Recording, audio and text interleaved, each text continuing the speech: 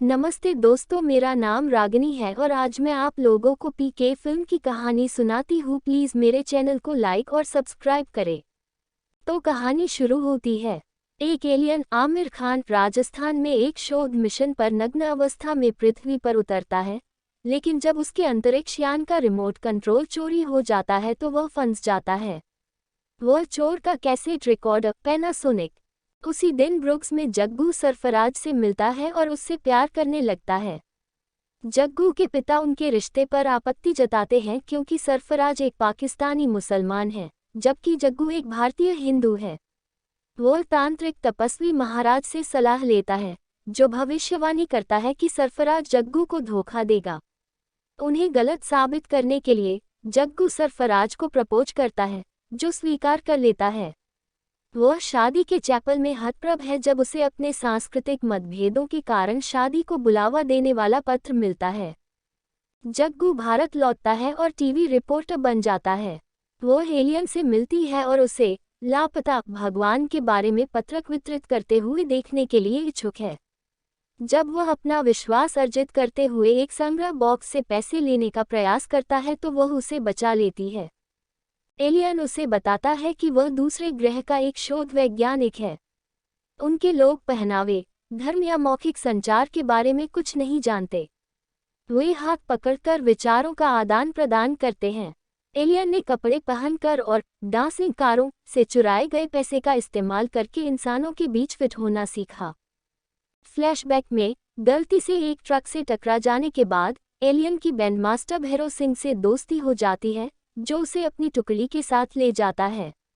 Alien लोगों के हाथ पकड़कर संवाद करना सीखने का प्रयास करता है, लेकिन वे उसे विकृत मानते हुए उसका पीछा करते हैं। भैरव उसे एक वेश्यालय में ले जाते हैं, जहां एलियन 6 घंटे तक एक वेश्या का हाथ पकड़ता है और इस तरह भोजपुरी भाषा सीखता है। भैरव ने एलियन से बातचीत की और सुझाव दिया कि चोर दिल्ली में हो सकता है।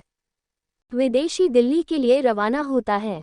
उसके अजीब व्यवहार के कारण लोग मानते हैं कि वह नशे में है और उसे पीके हिंदी के लिए नशे में कहते हैं। लोग उसे बताते हैं कि केवल भगवान ही उसका रिमोट खोजने में उसकी मदद कर सकते हैं। पीके ईमानदारी से ईश्वर को खोजने का प्रयास करने वाले भारतीय धर्मों का पालन करता है। कोई फायदा नहीं हुआ। बाद में उन्हें पता चलता है कि तपस्वी के पास उनका रिमोट है, जो दावा करता है कि यह भगवान की ओर से एक उपहार था और इसे वापस करने से इनकार कर दिया। जग्गू पीके से वादा करता है कि वह उसका रिमोट ठीक कर देगी और वह घर वापस जा सकता है। पीके का अनुमान है कि तपस्वी और अन्य भगवान के साथ संवाद करने के लिए गलत नंबर डायल कर रहे होंगे और इसलिए जनता को अर्थहीन अनुष्ठानों में संलग्न होने की सलाह दे रहे हैं। जग्गू अपने न्यूज़ चैनल को अपने वीडियो भेजकर जनता को धोखेबाज बाबाओं का पर्दाफाश करने के लिए प्रोत्साहित करता है। यह गलत संख्या अभियान तपस्वी के पतन के लिए एक लोकप्रिय जन आंदोलन में बदल जाता है। इस बीच भैरव चोर को ढूंढता है और पीके से संपर्क करता है। उसे बताता है कि उसने अपना रिमोट कंट्रोल तपस्वी को बेच दिया था। पीके को पता चलता है कि तपस्वी हमेशा से एक धोखेबाज था और यह गलत नंबर नहीं था। भैरव ने उसे सूचित किया कि वे दिल्ली आएंगे, लेकिन दोनों आतंकवादी हमले में मारे जाते हैं। हमले को बाद में तपस्वी के समूह द्वारा उनके देवताओं की रक्षा के रूप में घोषित किया गया। तपस्वी ने पीके का ऑन एयर सामना करने का फैसला किया।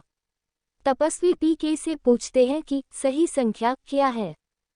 पीके का कहना है कि ईश्वर जिसने हम सभी को बनाया एकमात्र अवधारणा है जिस पर लोगों को विश्वास करना चाहिए और अन्य डुप्लीकेट भगवान मनुष्य द्वारा बनाए गए हैं। तपस्वी तर्क देते हुए कहते हैं कि पीके लोगों को उनके देवताओं से दूर ले जाने की कोशिश कर रहा है और वे अपने देवताओं को छीने जाने के लिए खड़े नहीं होंगे। उनका दावा है कि उनका ईश्वर से सीधा संबंध है और यह साबित करने की कोशिश करने के लिए कि मुसलमान झूठे हैं, सरफराज के विश्वासघात की उनकी भविष्यवाणी को संदर्भित करता है। पीके असहमत हैं। पीके को पता चलता है कि सरफराज ने जग्गू को पत्र नहीं लिखा था। वह बेल्जियम में पाकिस्तानी दूतावास से संपर्क करती है जहां सरफराज अंशकालिक काम करता था। दूतावास उसे बताता है कि सरफराज अभी भी उससे प्यार करता है और उसे लाइन ट्रांसफ़र कर देता है, जो अब लाहौर में रह रहा है। जग्गू और सरफराज फिर से जुड़ जाते हैं और तपस्वी को पीके का रिमोट वापस करने के लिए मजबूर किया जाता है, जबकि पूरे भारत में यह भी उजागर किया जाता है कि उसने अपनी भविष्यवाणियों के माध्यम से जग्गू और सरफराज को तोड़ने की योजना बनाई थी। इस बीच पीके को जग्गू से प्यार हो जाता है, लेकिन वह उसे बताने से मना कर देता है क्योंकि वह सरफराज से प्यार करती है।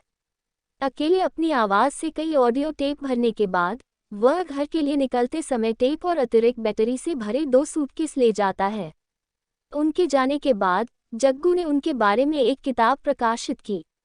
1 साल बाद पीके अपनी प्रजाति के कई अन्य सदस्यों के साथ मानव प्रकृति पर एक नए शोध मिशन पर पृथ्वी पर लौट